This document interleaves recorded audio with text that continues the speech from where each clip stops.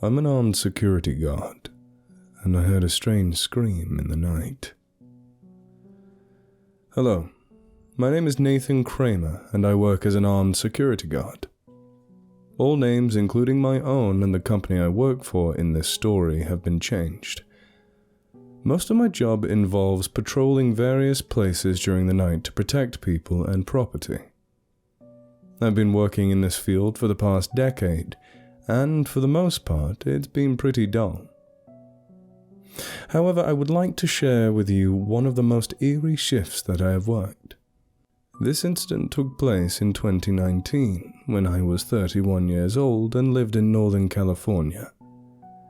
That year, the state was hit by massive fires, and one of these fires destroyed the town of Paradise.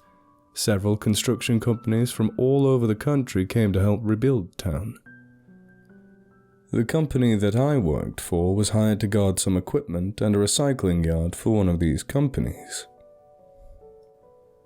This particular company was responsible for removing all the destroyed vehicles and other metal debris from the town. They would collect the vehicles and other destroyed property, catalog them, and try to identify their owners before crushing and recycling them. They did all of this in the town of Orville, which is about 25 minutes south of Paradise.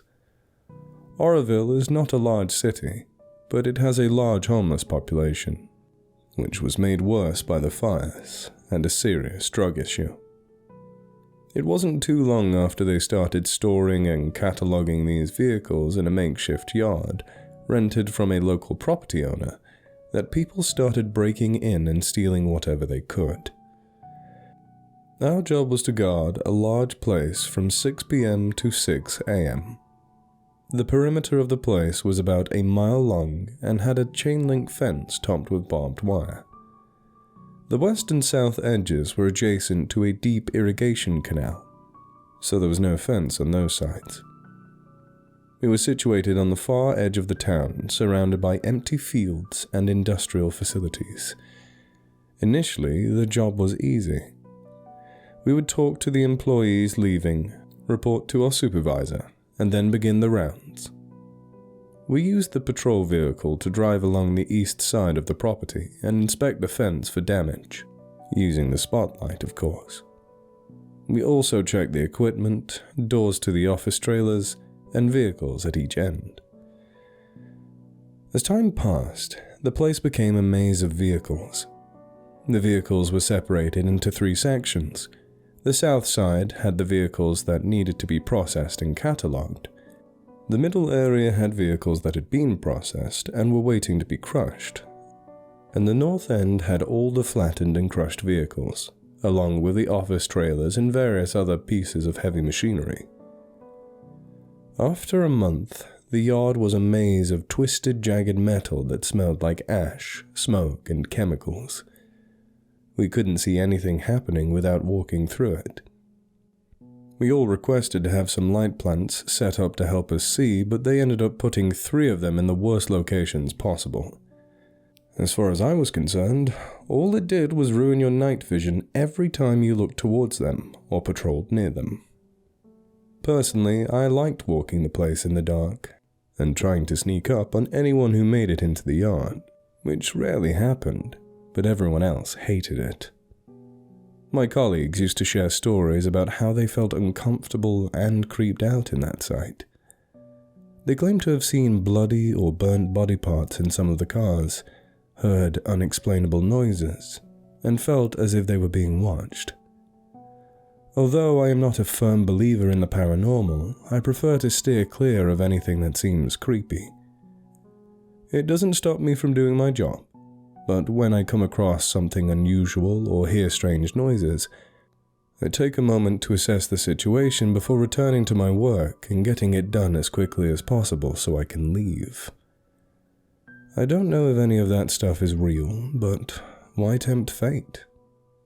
That being said, I enjoy listening to scary stories and creepypastas, as well as teasing my co-workers when they feel uneasy. One night I was working in a nearby site as the shift supervisor and went to check on the guard at the recycling yard. I drove onto the south end of the property and noticed the guy had his head buried in his phone and was oblivious to what was happening around him. I don't like to throw guys under the bus and get people in trouble, but I also don't want us to lose a contract or someone get hurt because they weren't paying attention and doing their job. So I decided to sneak up on the guy and give him a good scare, followed by a quick lesson in being aware of your surroundings. And it worked perfectly.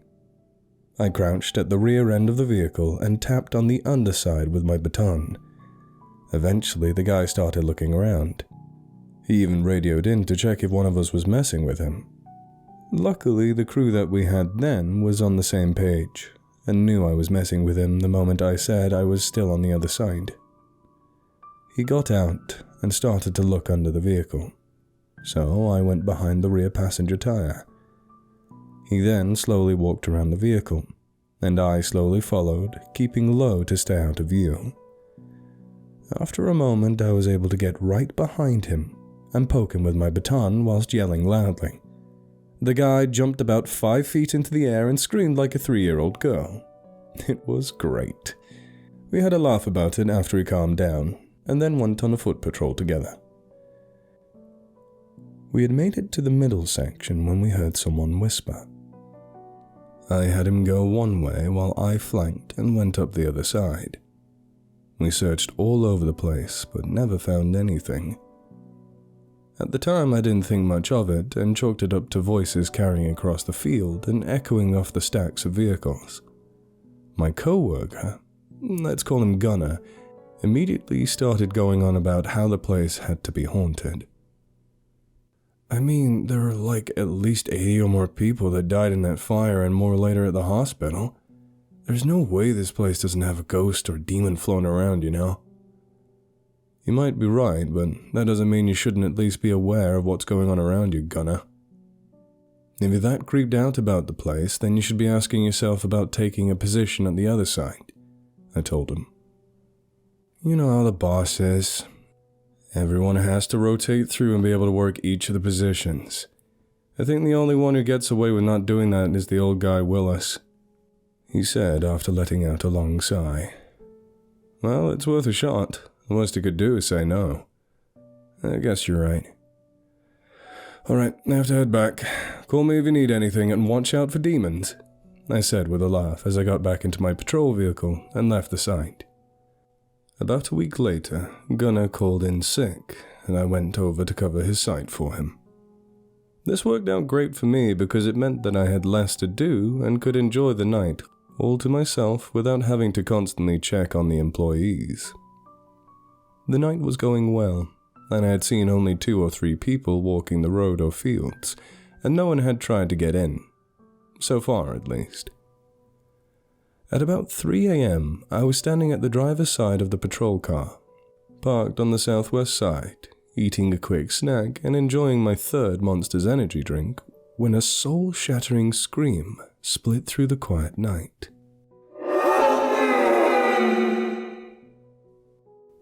I stood there shocked for a second, wondering where it had come from. Then it came again, to the east side near the irrigation canal. It was the voice of a woman yelling, "Help me!"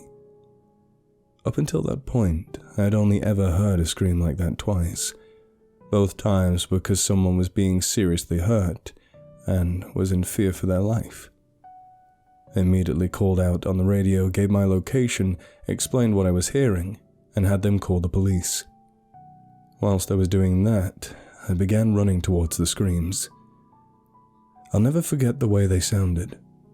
Raw, gut-wrenching, full-throated screams of desperation and utter terror.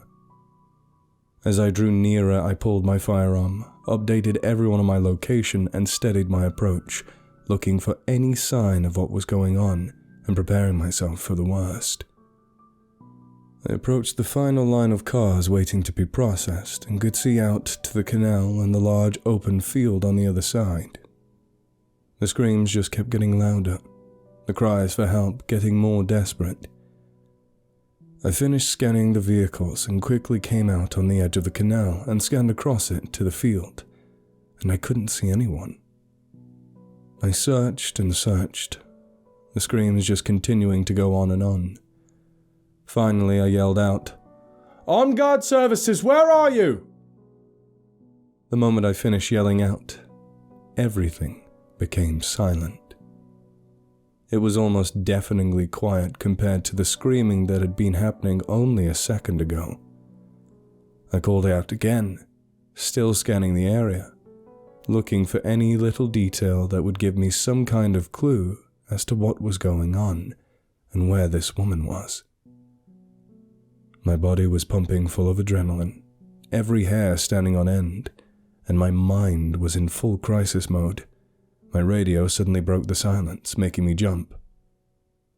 "Nathan, I'm almost to the south gate and the police are another minute out. What's your status?" said Banner, one of the supervisors from another site. "I'm 1060, but the situation's gone quiet. Notify PD that the incident may be taking place in the field across the canal on the southeast side of the property," I said as calmly as I could. 10-4.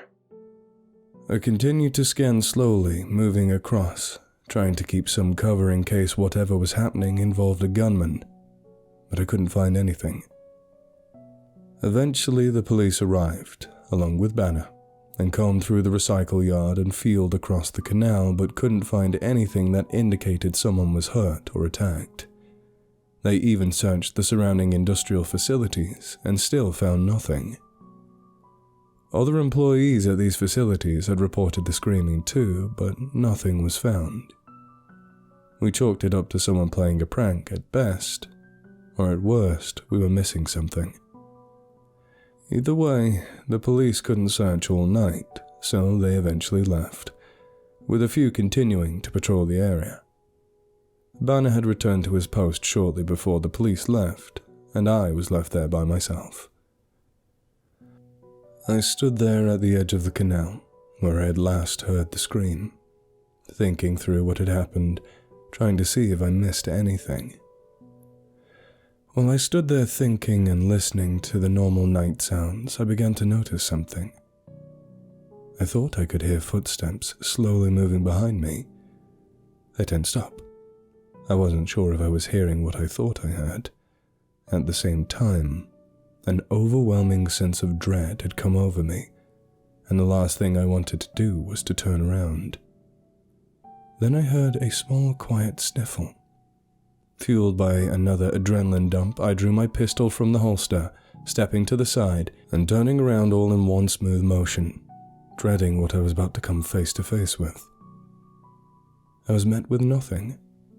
Only darkness and the twisted, burned remains of the vehicles in the yard. I stood there, frozen in disbelief for a moment. I knew that I had heard someone sniffling. I was sure I had heard footsteps approaching too. I searched the area quickly and quietly and found that I was alone again. I was completely confused. Was I going crazy? As the adrenaline began to fade, leaving me completely exhausted, I slowly reholstered my firearm. Just then, something touched my ear and I jumped. Spinning around quickly, dropping into a defensive stance, I found nothing yet again. I let out a deep, frustrated sigh, saying aloud, "Now you're jumping at mosquitoes, dude. Get a grip. What the heck?" I slowly turned back to my patrol vehicle and began to walk back to it. Just as I crossed back into the stacks of vehicles, a loud, mechanical, and cackling laugh crashed through the air. Once more I turned, hand gripping my pistol, and readied myself for a fight. Again, I could see nothing. The laughter continued as I scanned the area yet again. After a long moment, the laughing stopped. I called out asking if anyone was out there and was met with only silence. After a moment, quietly, almost to myself, I said, "I don't know what's going on, But if this is some kind of ghost or spirit, please understand I am just here to do my job. If you leave me alone, I'll leave you alone. Either way, I'm not leaving, and I'd really like it if you would stop scaring the crap out of me. It makes it really difficult to get my job done, you know. I quickly scanned the area one last time before turning around and heading back to my patrol vehicle. As I approached the south gate, where my vehicle was parked with the lights flashing, I heard a low grumbling chuckle in my left ear. It was accompanied by a strong smell of smoke and ash. Although I shivered, I ignored it and finished my snack and energy drink. The rest of the night passed without any incident, and I never experienced anything as crazy as that at that site again. I'm not sure if it was something supernatural, someone pulling a prank, or, God forbid, someone actually in danger, but I did everything that I could do, and while I would hear the occasional laugh or out-of-place sound, I never heard that screaming again. Well, that's it for now. If you like this, I have a few more stories for you. Nothing as crazy as that night, but creepy nonetheless. Let me know if I should continue to share, and thank you for taking time to read this.